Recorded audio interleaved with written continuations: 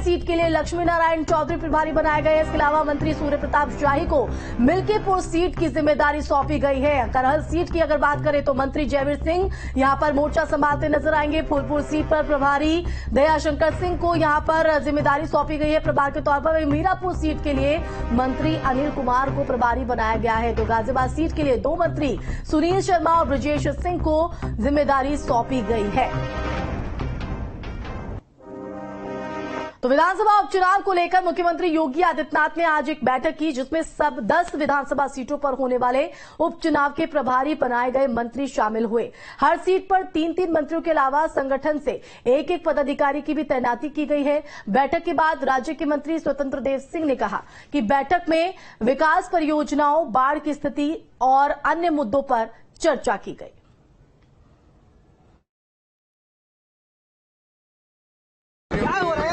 बैठक में विकास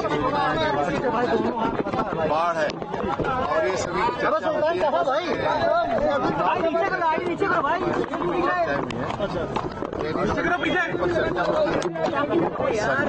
सरकार क्षेत्र का डेवलपमेंट है, आगामी 10 और 10 इतना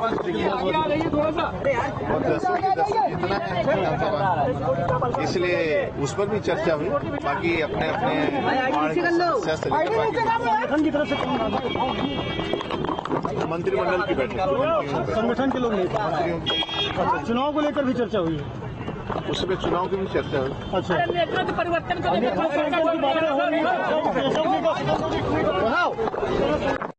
सिंह को आप सुन रहे थे, उन्होंने कहा है कि कई ऐसे मुद्दे हैं जिनको लेकर चर्चा की गई है और क्या हलचल धरातल पर है, जानने के लिए रुक करेंगे संवाददाता शुभम हमारे साथ लाइव जुड़ गए लखनऊ से। शुभम, आपका रुक करना चाहेंगे। इस वक्त बीजेपी चुनावी मोड में है, उत्तर प्रदेश से लेकर दिल्ली में हलचल लगातार तेज है। इस बीच मुख्यमंत्री की तरफ से बड़ी बैठक उपचुनाव को लेकर, क्या कुछ बैठक में रहा, जिम्मेदारी भी सौंप दी गई है प्रभारी मंत्रियों को?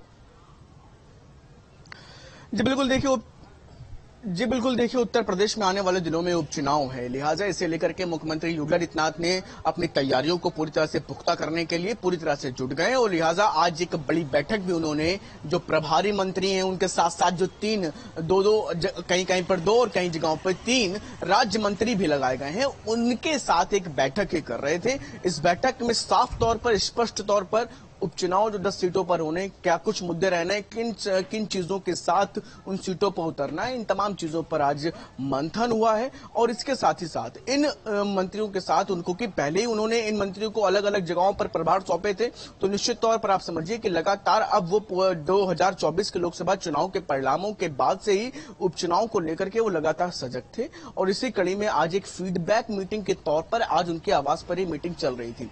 मीटिंग करीब कई घंटों तक मीटिंग चली है। 10 अलग अलग जो मंत्री रहे वो इसमें शामिल रहे हैं। खासतौर से जो 10 सीटों पर जो उपचुनाव होना है उन सीटों को लेकर के ही ये बैठक थी, जिसमें खासतौर से मीरापुर, कुंदरकी, गाजियाबाद, खैर सीट, करहल, शीशामऊ, फूलपुर, मिल्कीपुर, कटेहरी, मझवा, इन सीटों पर ही उपचुनाव होना है। और इनके प्रभारी जो कैबिनेट मंत्री हैं, जिसमें मीरापुर से अनिल कुमार हैं, कुंदरकी से धर्मपाल सिंह कैबिनेट मंत्री हैं और गाजियाबाद से सुनील शर्मा। तो इसी तरह करीब 10 सीटों पर कैबिनेट मंत्रियों को प्रभार दिया गया था। और ऐसे में आज इन मंत्रियों से उन्होंने जानकारी ली है, क्या कुछ तैयारियां वहां हो सकती हैं, क्या कुछ मुद्दे हो सकते हैं, कैसे क्या ग्राउंड पर जाना है, किस तरह से इन 10 सीटों पर जीत हासिल करनी है। तो इन तमाम चीजों को लेकर देखिए, ये गंभीरता इसलिए भी काफी महत्वपूर्ण हो जाती है क्योंकि लोकसभा चुनाव के दौरान जो प्रदर्शन रहा है उस डैमेज को भी कहीं ना कहीं कंट्रोल करना है इन उपचुनावों के दौरान। साथ ही साथ प्रतिष्ठा का सवाल भी बीजेपी का जुड़ा हुआ है इससे। जी बिल्कुल देखिए, प्रतिष्ठा निश्चित तौर पर इस चुनाव से भारतीय जनता पार्टी की जुड़ी है और यही वजह है कि मुख्यमंत्री योगी आदित्यनाथ ने खुद कमान संभाली है इन 10 सीटों पर।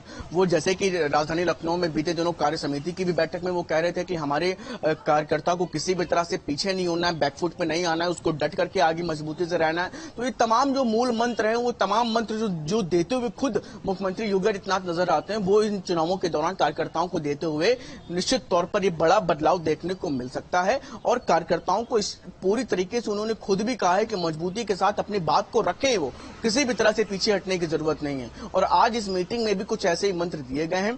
इन 10 सीटों को भारतीय जनता पार्टी के लिए इसलिए भी जीतना बहुत ज्यादा उत्तर प्रदेश में जरूरी है क्योंकि उत्तर प्रदेश से ही भारतीय जनता पार्टी को सबसे बड़ा झटका लगा है और ऐसे में इन 10 सीटों पर जीत और देखिए ये झटका लगा है, यही वजह है कि एक तरफ मुख्यमंत्री योगी आदित्यनाथ बड़ी बैठक बुलाते हैं, दूसरी तरफ दिल्ली तक भी हलचल तेज है और लगातार जो हार लोकसभा चुनाव के दौरान जो प्रदर्शन रहा है उसकी भी समीक्षा की जाती है, उसकी भी जानकारी यहां पर जुटाई जाती है। शुभम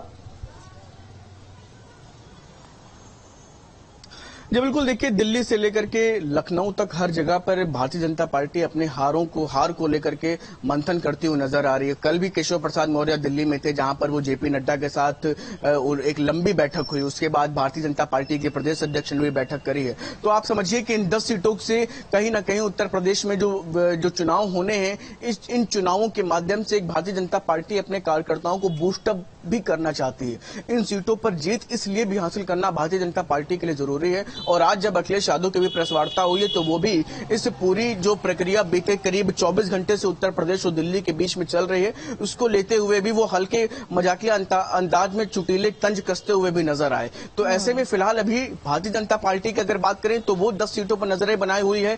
खुद मुख्यमंत्री योगी आदित्यनाथ ने कमान संभाली है। तो तमाम ऐसी चीजें हैं तो कहीं ना कहीं अपने आप में जो है उत्तर प्रदेश की राजनीति में एक बड़ा हलचल अभी फिलहाल बनाए हुए हैं।